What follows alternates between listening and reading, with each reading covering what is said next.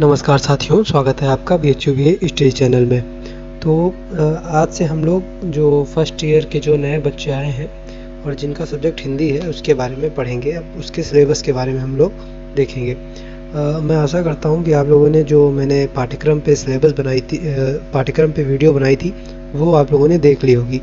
तो जो आपका जो मेजर हिंदी है, ठीक है, उसका जो सिलेबस है उसको अब हम लोग पढ़ना स्टार्ट करेंगे, क्योंकि आप लोगों की परीक्षाएं संभवतः दिसंबर से स्टार्ट हो जाएंगी।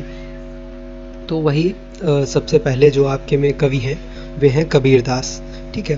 तो अब चूँकि देखिए नया सिलेबस है, अब कैसा एग्ज़ाम पैटर्न होगा इसके बारे में कुछ कहा नहीं जाता, पर फिर भी जो हिंदी साहित्य है अब उससे अगर क्वेश्चन पूछेंगे भी तो 3 टाइप के क्वेश्चन आपकी परीक्षा में पूछे जा सकते हैं। एक तो यह है कि जैसे आपको पद्यांश की व्याख्या करने को दे दें, ठीक है। जैसे कबीर में अभी आप लोगों को 6 पद दिए गए हैं, ठीक है। अभी हम लोग देखेंगे क्या क्या कौन कौन से पद हैं, और फिर आज पहले पद की व्याख्या भी करेंगे। मुँह को कहाँ ढूंढे बंदे, मैं तो तेरे पास में, ठीक है। तो पहला तो क्वेश्चन हो जाएगा कि पद्यांश की व्याख्या कीजिए, ठीक है। दूसरा हो जाएगा कि कबीर दास जी से संबंधित प्रश्न, जैसे कोई प्रश्न दे दिया गया, ठीक है, कबीर दास जी की भाषा के बारे में बताइए, कबीर दास जी की सामाजिक चेतना क्या है, ऐसे कुछ अगर प्रश्न दे दिए गए, ठीक है, तो उसका फिर हमें 3, 4, 5, 6 पेजों में उसका आंसर लिखना होगा। और फिर एक आ जाता है कि महत्वपूर्ण तथ्य, जैसे पूछ लिया जाएगा कबीर दास जी की रचनाओं के नाम बताइए, ठीक है, कबीर दास जी के जीवन के बारे में बताइए, जैसे कब जन्म हुआ, कहाँ पे जन्म हुआ, ठीक है। तो कुछ जो महत्वपूर्ण फैक्ट हैं वो भी पूछे जाते हैं, और ये सब जो फैक्ट हैं ये ज़्यादातर कंपटीशन में पूछे जाएंगे। जब आप CUET देंगे, नेट JRF देखें, तब आपको ये मदद करेंगे। तो आइए देखते हैं, अब हम लोग अपना सिलेबस आज से स्टार्ट करेंगे, ठीक है। धीरे धीरे हम लोग सबसे पहले व्याख्याएं देख लेंगे।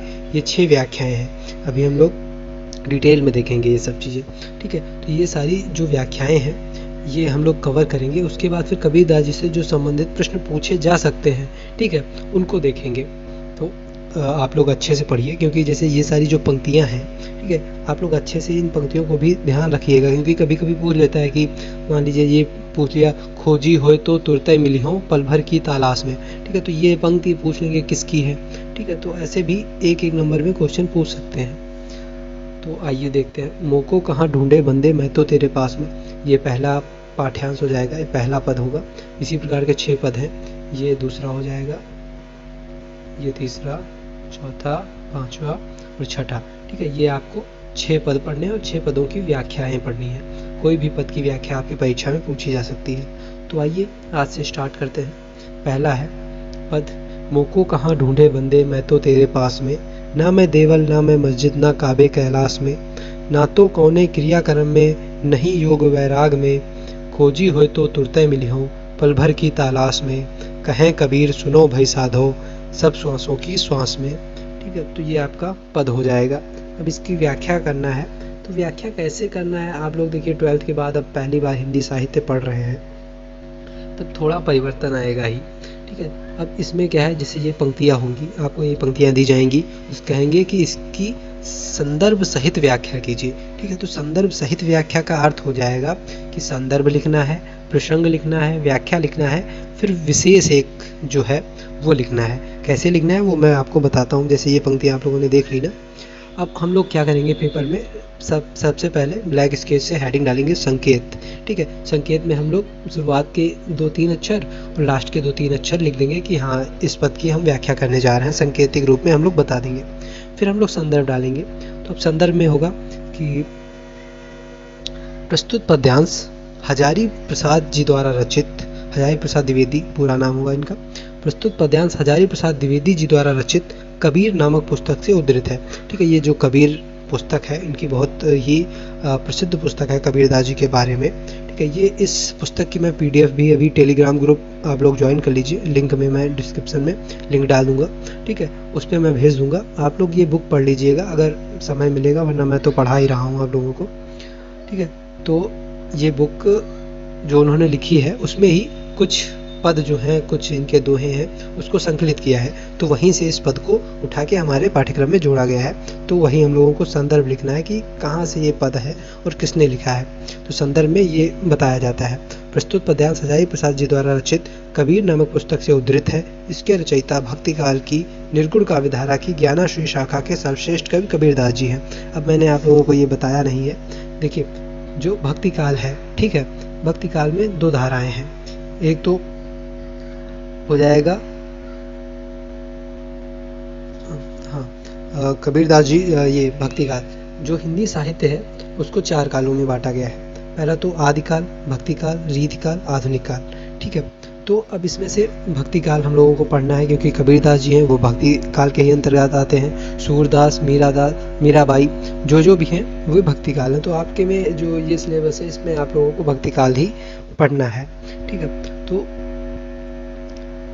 एक तो हो जाएगा भक्ति काल का निर्गुण काव्यधारा, एक हो जाएगा सगुण काव्यधारा। अब निर्गुण काव्यधारा में हो जाएगी ज्ञानाश्रय शाखा और प्रेमाश्रय शाखा, ठीक है। सगुण में हो जाएगी कृष्ण काव्यधारा और राम काव्यधारा। ये सब मैं आपको बाद में डिटेल में पढ़ा दूंगा। अभी जब कभी स्टार्ट करेंगे तो ये डिटेल में पढ़ा दूंगा, ठीक है। अभी तो मैंने बस ऐसे बता दिया आप लोगों को। तो ये संदर्भ लिख लेंगे। फिर आएंगे प्रसंग पर। प्रस्तुत पद, अब जैसे ये हम लोगों ने पढ़ा तो इसमें हम लोगों को मोटा मोटी दिख रहा है कि कबीरदास जी ईश्वर के कण में व्याप्त है ईश्वर, इसके बारे में बात कर रहे हैं, ठीक है। तो उसी को थोड़ा 3-4 लाइनों में हम लोग लिख देंगे। प्रस्तुत पद में कबीरदास जी ने संतों, ज्ञानियों और प्रत्येक जीवों को समझाते हुए कहा है कि ईश्वर का जीव के लिए यह संदेश है कि हे जीव, तुम मुझे पाने के लिए व्यर्थ में प्रत्येक स्थान पर दौड़ने और पाखंड करने का प्रयास मत करो। यदि सच्चे मन से मुझे खोजने का प्रयत्न करोगे तो मैं हर जीव के हर श्वास में निवास करता हूँ, ठीक है। तो ये हम लोग प्रसंग लिख देंगे। प्रसंग का अर्थ है कि आखिर इस पंक्तियों में कहना क्या चाह रहे हैं, ठीक है। तो वो चीज़ हम लोग प्रसंग में लिख देंगे। फिर आता है व्याख्या। अब जो इस पद में बताना चाह रहे हैं कवि, उसकी हम लोगों को व्याख्या करना है। तो आइए देखते हैं व्याख्या। सबसे पहले, अब व्याख्या करने से पहले हम लोग इसमें जो आपको कठिन शब्दार्थ लग रहे हैं उसके बारे में बता देते हैं। मोको मतलब मुझको, ठीक है। तो कहाँ ढूंढे बंदे, बंदे मतलब जीव, भक्त जो भी हैं जीव, उसको कहा गया है, ठीक है। इसमें बाकी सब तो सही है। जैसे अब देवल का शब्द कठिन है, तो देवल का अर्थ होता है मंदिर। और काबे मतलब काबा से बना है। काबा जो मक्का मदीना जो है मुसलमानों का तीर्थ स्थल है, उसको कहते हैं। और कैलाश तो आप लोग जानते ही हैं, शंकर जी का निवास स्थान है। ना तो कौने क्रियाकर्म में, क्रियाकर्म जो ये कर्मकांड जो हमारे में है, हिंदू सनातन में है, उसकी बात की जा रही है। क्रियाकर्म जो कर्मकांड है, नहीं योग वैराग में योग साधना जो की है, ठीक है, उसमें भी नहीं है। तो अब इसमें बाकी सब तो सरल ही शब्द हैं। तो आइए देखते हैं, इसकी व्याख्या देखते हैं। मोको कहाँ ढूंढे बंदे, मैं तो तेरे पास में। कबीरदास जी ने कहा है कि ईश्वर का जीव के प्रति संदेश है कि हे जीव, तुम मुझे खोजने या पाने के लिए व्यर्थ की भाग दौड़ मत करो, मैं तो हमेशा तेरे पास ही रहता हूँ, ठीक है। मोको कहाँ ढूंढे बंदे, मैं तो तेरे पास में।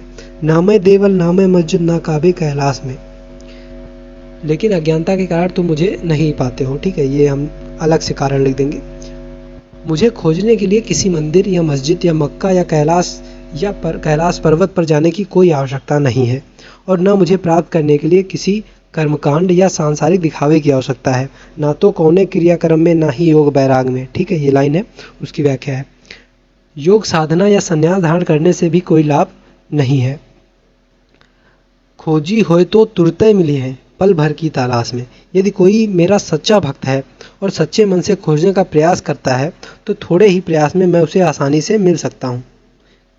कहें कबीर सुनो भाई साधो, सब श्वासों की श्वास में। कबीरदास जी कहते हैं कि मैं हर जीव के प्रत्येक श्वास में निवास करता हूँ। तो ये हो जाएगी इसकी व्याख्या। काफ़ी सरल व्याख्या है वैसे। अब इसका विशेष लिखना है, ठीक है।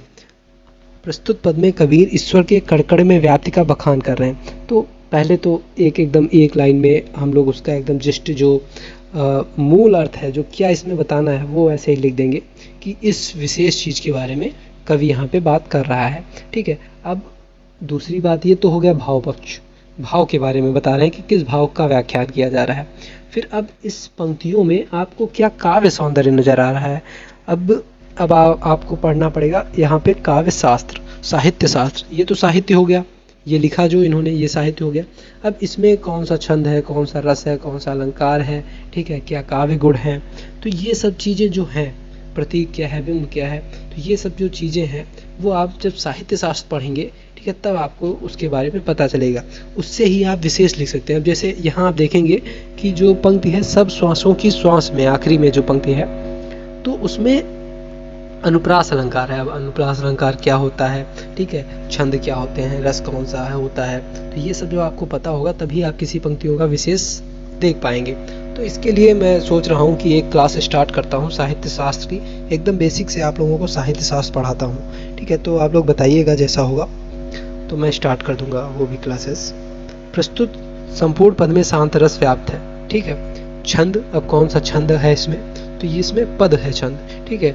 जैसे दोहा छंद होता है, सोरठा होता है, रोला होता है, ठीक। तो यहाँ पे एक पद छंद है क्योंकि ये पद लिखे गए हैं, ये गाए जाते हैं। पंचमेल या सदुक्कड़ी भाषा, ठीक है, इनकी कोई एक विशेष भाषा नहीं रही कबीरदास जी की, तो इसीलिए इनकी भाषा को पंचमेल या सदुक्कड़ी भाषा कहा जाता है। तो ये आपका हो जाएगा, ये कंप्लीट हो जाएगा। तो ये आपका हो गया है। आप लोगों को वीडियो पसंद आई होगी तो आप अपने दोस्तों के साथ भी शेयर कीजिएगा, वीडियो को लाइक कीजिए और चैनल को सब्सक्राइब कीजिए। इसी तरह हम लोग आपके संपूर्ण पाठ्यक्रम को धीरे धीरे कवर कर लेंगे, जिससे, और आप लोग ऐसे ही उत्तर लिखिएगा जैसे मैं बता रहा हूँ, जैसे व्याख्या बता रहा हूँ, इससे आपको अच्छे नंबर मिलेंगे। धन्यवाद।